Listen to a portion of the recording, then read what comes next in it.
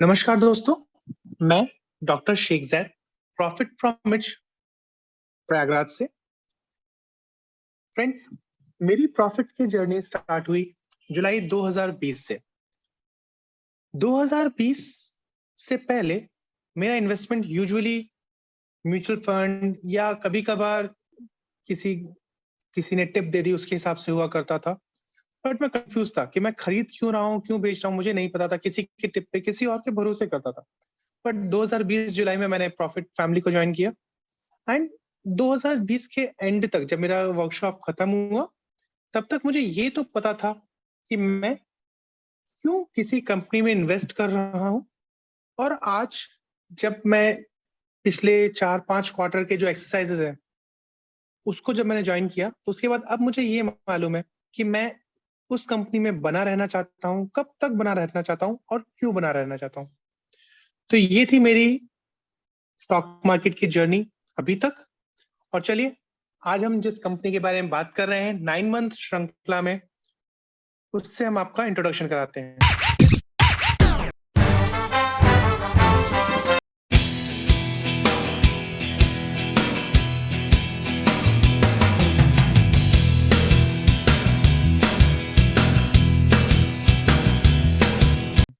तो फ्रेंड्स, आज हम जिस कंपनी के बारे में बात कर रहे हैं वो है LTTS। LTTS तकरीबन 53,500 करोड़ का मार्केट कैप रखने वाली कंपनी, एक डेप्ट फ्री कंपनी जिसका कि फॉरवर्डेड EPS 89 का है और बुक वैल्यू तकरीबन 331 का है।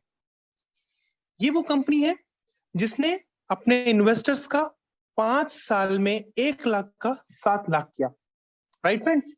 बट यहाँ पे मैं आपको एक फन फैक्ट बताता हूँ कि जब ये कंपनी लिस्ट हुई थी तो ये डिस्काउंट लिस्ट हुई थी।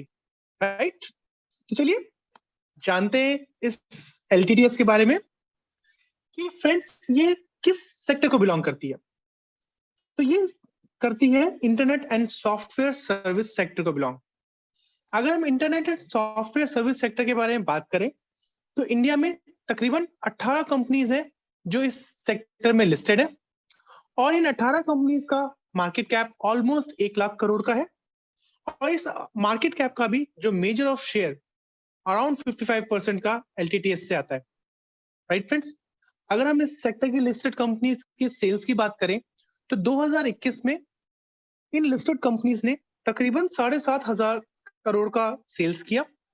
इस 7,500 करोड़ के सेल्स का तकरीबन 75% मीन्स तक 5,450 करोड़ का सेल्स सिर्फ LTTS ने किया। मीन्स सेल्स में भी ये राजा कंपनी थी।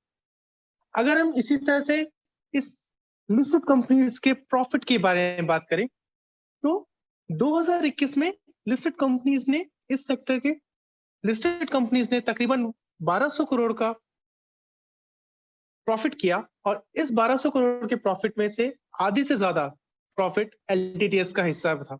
Right friends? तो सेल्स में, प्रॉफिट में और मार्केट कैप में ये कंपनी राजा है। राइट? और इस पॉइंट में मैं आपको एक और फन फैक्ट बताना चाहता हूं कि सेक्टर का टोटल प्रॉफिट कितना था। इस सेक्टर का टोटल प्रॉफिट था तकरीबन 1200 करोड़। राइट? इस 1200 करोड़ के सेक्टर के हम मार्केट कैप कितना दे रहे हैं? याद करिए, मार्केट कैप हम दे रहे हैं तकरीबन 1 लाख करोड़ का। मींस इसके प्रॉफिट का तकरीबन 80 टाइम्स ज्यादा मार्केट कैप इन कंपनीज को मिल रहा है। आखिर ऐसा क्यों? बिकॉज इस सेक्टर में जो लिस्टेड कंपनीज हैं उनमें एक ग्रोथ की उम्मीद है। Right friends? तो चलिए इस सेक्टर का आगे एनालिसिस करते हैं कि अगर हम नेट प्रॉफिट मार्जिन देखें सेक्टर का, तो फ्रेंड्स नेट प्रॉफिट मार्जिन हम उसको कहते हैं कि कोई भी कंपनी अपने सेल्स का कितने परसेंट हिस्सा प्रॉफिट के रूप में ले जाती है। तो सेक्टर का एवरेज नेट प्रॉफिट मार्जिन है 15% का और LTTS का नेट प्रॉफिट मार्जिन है 12% का। एंड फ्रेंड्स, ये 12% भी कोई बुरा नेट प्रॉफिट मार्जिन नहीं है। राइट? अगर हम अगले क्वालिटी पैरामीटर की बात करें तो वो है return on equity. Return on equity किसे कहते हैं फ्रेंड्स? रिटर्न ऑन इक्विटी कहते हैं कि जो टोटल इक्विटी मींस उस कंपनी के रिजर्व प्लस इक्विटी का कितना परसेंट उस कंपनी ने प्रॉफिट किया। राइट?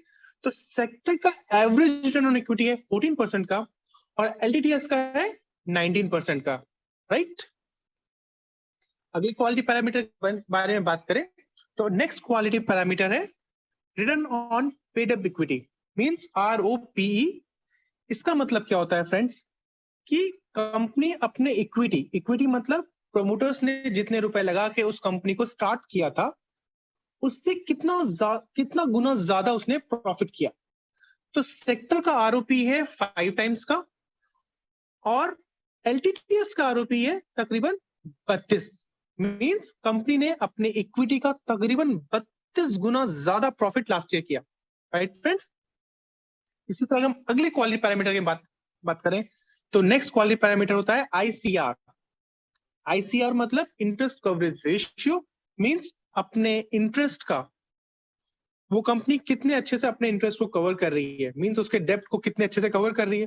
बट फ्रेंड्स याद करिए कि कंपनी डेप्ट फ्री कंपनी है, तो यहाँ पे ICR क्यों? बिकॉज जो फाइनेंस है उसके अंदर डेप्ट का फाइनेंस भी आता है प्लस लीज लायबिलिटी का फाइनेंस भी आता है। तो इस कंपनी पे और इस सेक्टर की कंपनीज पे भले ही डेप्ट कम हो या डेप्ट फ्री हो बट उनपे लीज लायबिलिटी है। सेक्टर का एवरेज ICR है 22 का और एलटीटीएस का ICR है 17 का, और ये 17 भी एक अच्छा ICR और कंफर्टेबल ICR है, राइट फ्रेंड्स। इसी तरह हम अगले क्वालिटी पैरामीटर के बारे में बात करें तो नेक्स्ट क्वालिटी पैरामीटर है डेप्ट टू इक्विटी या हम कहें लीज टू इक्विटी। ऐसा क्यों? बिकॉज इस सेक्टर की ज्यादातर कंपनीज डेप्ट फ्री है या बहुत कम डेप्ट वाली है। मेनली इस सेक्टर में क्या है, लीज लायबिलिटी ज्यादा है। तो सेक्टर का एवरेज लीज टू इक्विटी या डेप्ट टू इक्विटी जो कहा जाए वो है 7% का, और एलटीटीएस का भले ही कंपनी डेप्ट फ्री है बट लीज लायबिलिटी की वजह से 12% का है, और ये 12% भी बहुत कंफर्टेबल डेप्ट टू इक्विटी या लीज टू इक्विटी है, राइट फ्रेंड्स। तो चलिए इस कंपनी के बारे में जाने कि आखिर ये एलटीटीएस है क्या, जिसके पास तकरीबन 816 फाइल्ड पेटेंट है, तकरीबन 72 इनोवेशन लैब्स हैं और 314 ग्लोबल कंज्यूमर्स हैं।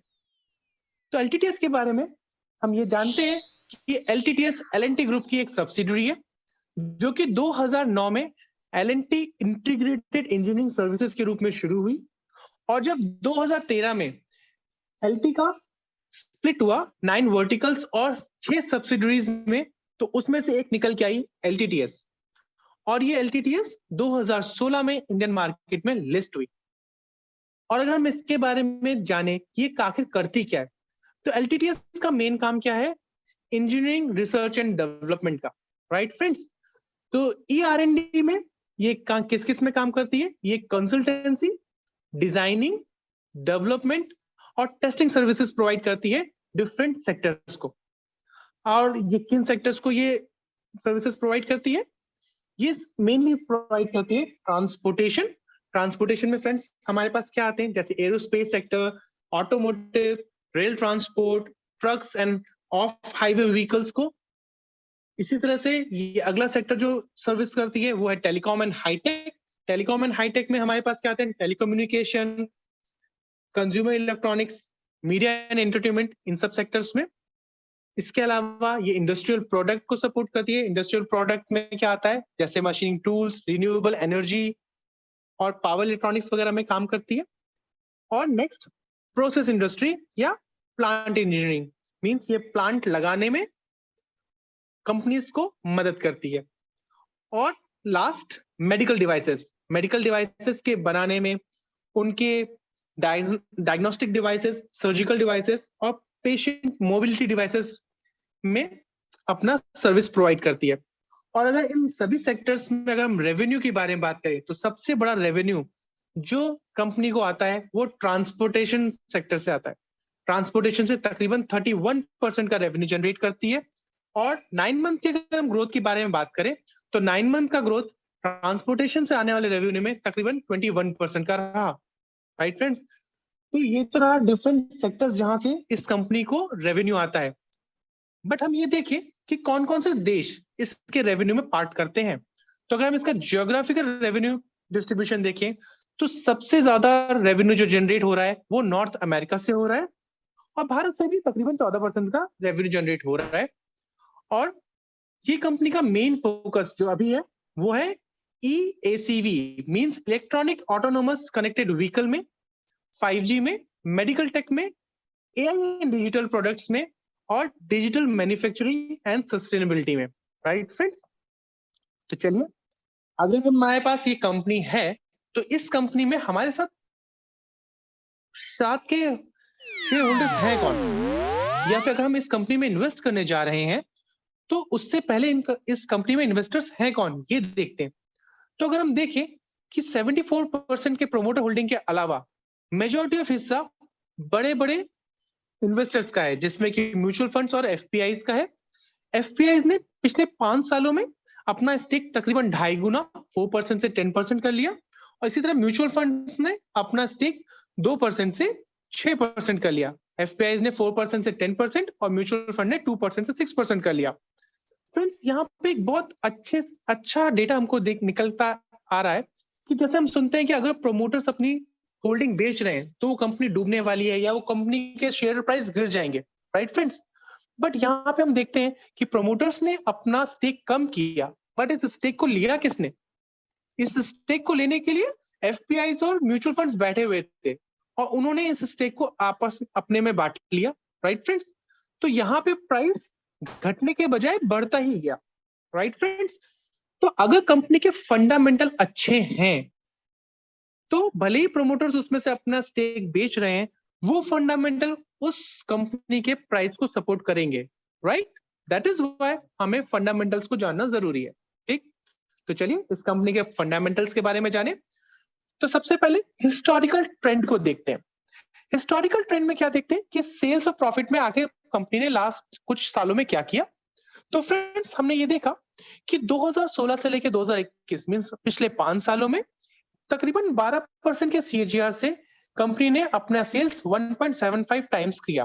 राइट फ्रेंड्स, यहाँ पे एक खास ध्यान देने वाली बात है कि कंपनी का सबसे ज्यादा रेवेन्यू कहां से आता है? ट्रांसपोर्टेशन से। राइट, एंड ये वो 2016-17 का समय था जब ऑटोमोबाइल इंडस्ट्री एक म्यूटेड फेज में थी, तो हम यहाँ पे इसका इफेक्ट भी देख रहे थे, एक muted cell. Right, and then जब यहाँ से सेल्स बढ़ना शुरू हुआ और कंपनी ने अपना डाइवर्सिफिकेशन बढ़ाया, तो यहाँ पे हम सेल्स में ग्रोथ देखने को पाया। राइट, एंड ये जो डिप मिला है 2020 और 21 के बीच में, फ्रेंड्स, ये वो कोविड ईयर था। राइट, तो चलिए अब प्रॉफिट के बारे में देखते हैं कि प्रॉफिट में भी हम देख रहे हैं कि पिछले 5 सालों में कंपनी ने 10% के सीएजीआर से अपना प्रॉफिट 1.6 टाइम्स किया, और यहाँ पे भी हमें 2016-17 का वो कांस्टेंट स्टैग्नेंट सा प्रॉफिट दिखा, एंड देन वहां से एक राइज एंड कोविड इफेक्ट की वजह से एक फॉल।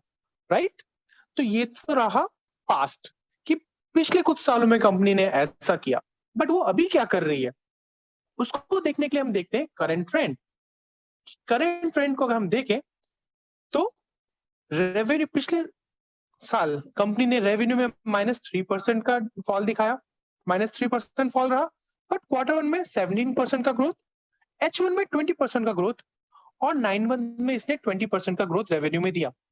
तो ये ग्रोथ हम एक्सपेक्ट करते हैं कि ईयर एंड तक ये 20% का अपना ग्रोथ देगी।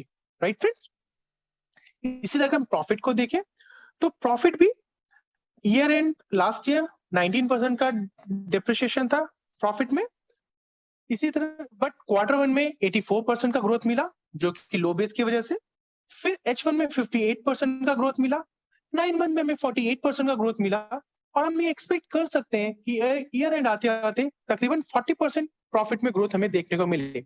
मींस शॉर्ट टर्म ग्रोथ हम सेल्स में 20% का एक्सपेक्ट कर रहे हैं, और प्रॉफिट में शॉर्ट टर्म ग्रोथ हम एक्सपेक्ट कर रहे हैं 40% का, और long term profit and sales दोनों में ही ग्रोथ हम एक्सपेक्ट कर रहे हैं तकरीबन 15% का।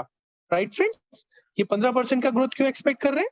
बिकॉज ये जो कंपनी है ये क्वार्टरनरी इंडस्ट्री से आती है, प्लस हम ये देख रहे हैं कि ऑटोमोबाइल इंडस्ट्री में भी एक अपटिक मिला है, और जिस तरह से ये चेंज हो रहा है मार्केट, एक इलेक्ट्रिक व्हीकल का एक ट्रेंड आता जा रहा है, तो ये सब इस कंपनी को एक पॉजिटिव कंजर्वेटिव 15% ग्रोथ तो देना है चाहिए।